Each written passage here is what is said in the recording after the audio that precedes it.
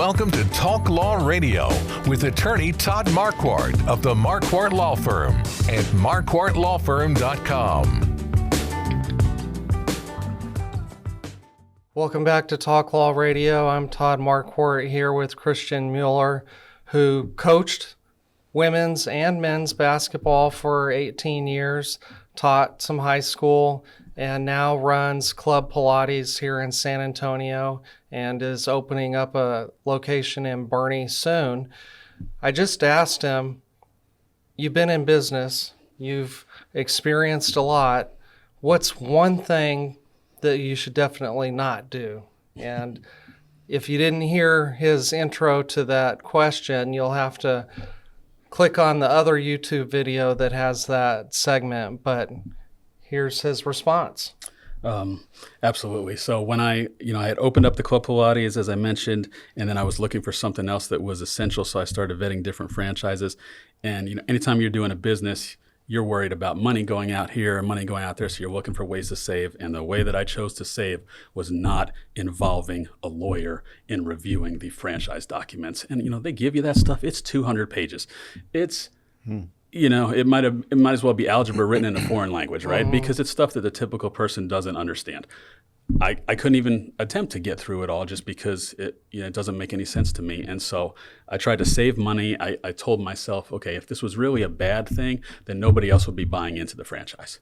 And so instead, to try to save a few $1,000s, what I ultimately did was I didn't have somebody else who was well-versed in this, another set of eyes on this, that probably would have said to me, have you looked at the information in here? Have you considered this? Because the truth is I hadn't until I was knee deep in the business, and it ended up being a failing business. And I looked back and thought, boy, I really would have liked to involve somebody else during the decision-making process instead of going it alone. That's good advice. You were talking about essential. Well, I just kept telling everybody that I had an essential business. And, it's debatable whether an attorney is essential or not. I mean, we're not a hospital. Yeah. But I said my clients need access to the judicial system. Mm-hmm. And I said my listeners on the radio, they need access to information. Mm-hmm. And so I told all of my staff, at first I had to let everybody go, but then I'd bring them back one at a time.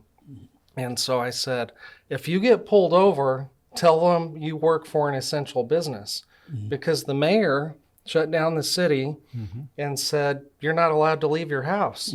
Remember that? Yeah. Yep. Traffic was so much better back then. Yeah.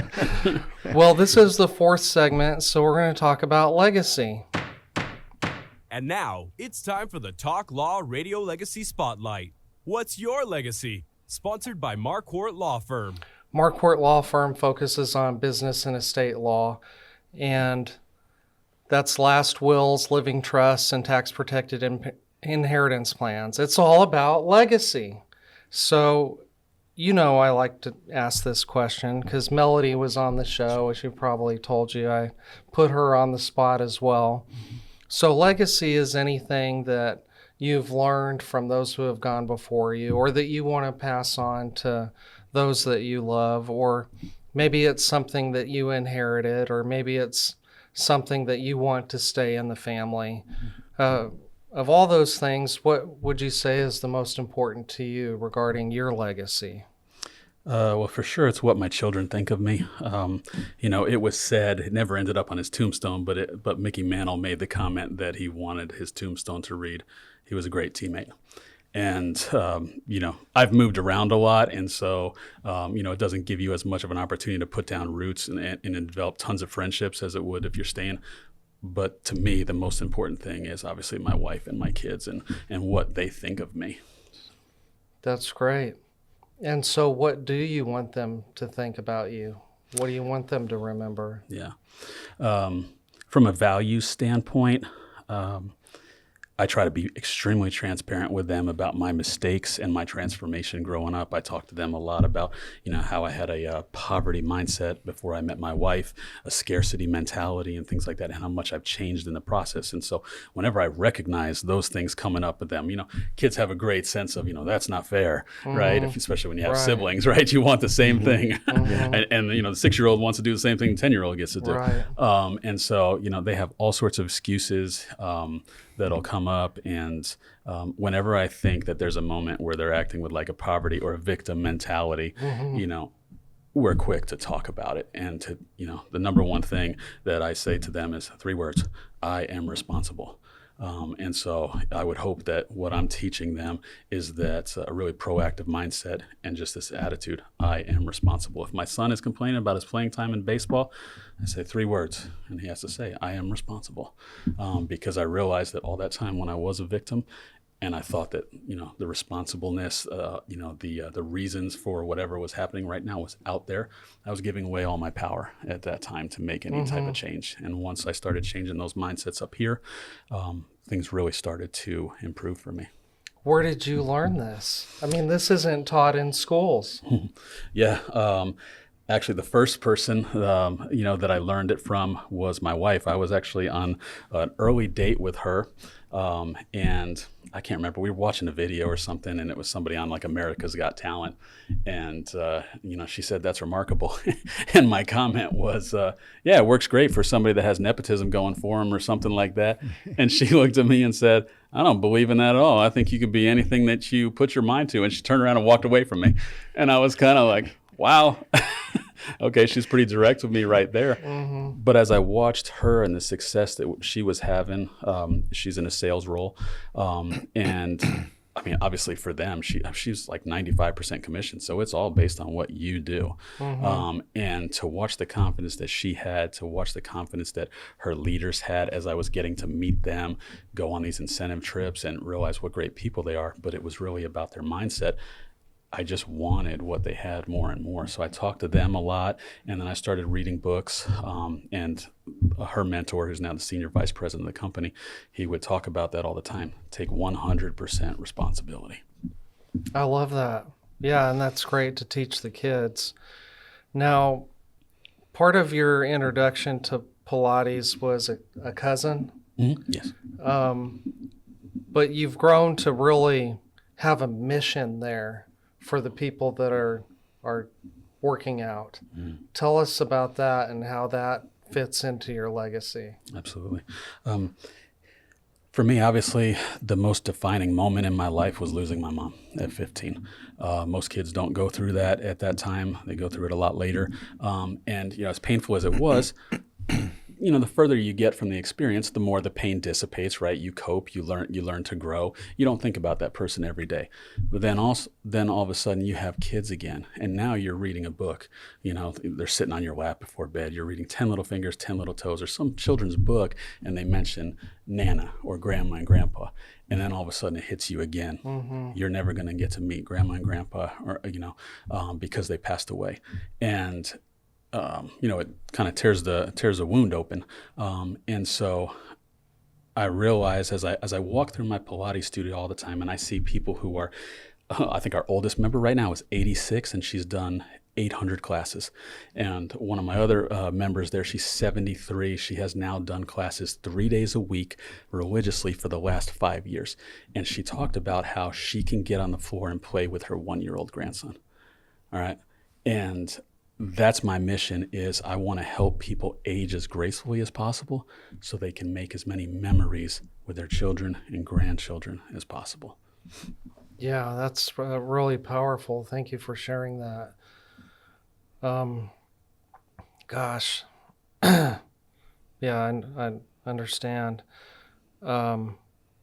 So, but the older generation isn't your only demographic that you serve. Tell us who usually shows up, who gets a lot out of this. who would you like to come try out Pilates for the first time? Yeah. We have members as young as 16 years old. Their parents sign them up sometime. And so they start at 16. They go till about 87 right now. And so we have a good number that are, 20 to 30, another good number 30 to 40. But our biggest bulk is definitely the 40 to 60 category. And so I think probably the number one thing about Pilates is it's low impact. I worked out a lot differently when I was in my 20s and, I was working at a college and things like that back then than I could now. I don't think everybody can continue doing CrossFit, Right. their entire life. At some point, the impact starts to add up. It hurts your knees, hurts your back, shoulders, rotator cuffs, etc. And so Pilates is just such a safe exercise and it's low impact that we say Pilates is for everybody, and you can literally do it from, I have my son do it because he works on rotational strength since he's a hitter in baseball. But you can literally do it from about 10 years old on up through, the end of your life. And is there anything that you can offer, a one-time class, a discount? Sure. How can we get these people to try it? Absolutely. Well, we always have a free intro class for anybody who's interested. I'll be able to give you a link if you want to post it later, and they can just put in their information, and we'll give them a call, get them signed up for one of those. And then periodically during different times of the year, we offer 10% off your first month of membership and a zero enrollment fee. So if your listeners want to take advantage of that, then we're happy to offer. Okay. Tell us where these locations are. So the first location that I opened is basically right across from the Dominion neighborhood. So it's right there on the I-10 access road. And then we will be opening our second location in Bernie, also on the I-10 access road, pretty close to where Highway 46 meets I-10. And that's going to be opening on May 14th. Awesome. Look forward to it. Is there anything else you want people to know about Club Pilates, your life, homeschooling, coaching men and women?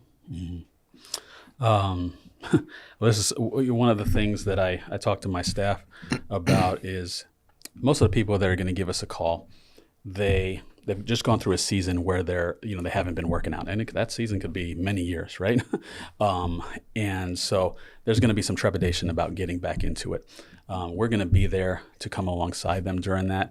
And one of the things that we try to encourage folks is, a lot of times they'll have the objection, well, it's not going to work with my schedule, or it's not going to work for this reason or that reason. And, I tell them, if you fight for your limitations, you get to keep them. But if you look for possibilities, you're going to find them. And so that's our goal, is to get as many people as possible doing Pilates, experiencing the benefit of movement so that they can age as gracefully as possible. Thank you so much for being on the show. Thank you, Todd. We'll talk to you later. This has been Talk Law Radio with attorney Todd Marquardt, brought to you by the Marquardt Law Firm. You can learn more at marquardtlawfirm.com. And be sure to listen to the full Talk Law Radio show Saturday mornings at 11 on 9:30 a.m. The Answer. Most families don't realize they have hidden legal blind spots until it's too late. Wills, trusts, Medicaid planning, even protecting a business. These are the kinds of issues attorney Todd Marquardt helps uncover before they become problems. Todd is the host of Talk Law Radio, where each week he guides listeners through the legal challenges families, veterans, and business owners face, while showing them the practical steps to protect what matters most. Catch Talk Law Radio, Saturdays at 11 a.m. on 9:30 a.m. The Answer, 6:30 a.m. The Word, and now in Houston on AM 1070 and 103.3 FM The Answer, or anytime on YouTube. Planning isn't just about documents. It's about peace of mind, security for loved ones, and building a legacy that lasts. Don't wait for a crisis. Do it before you die.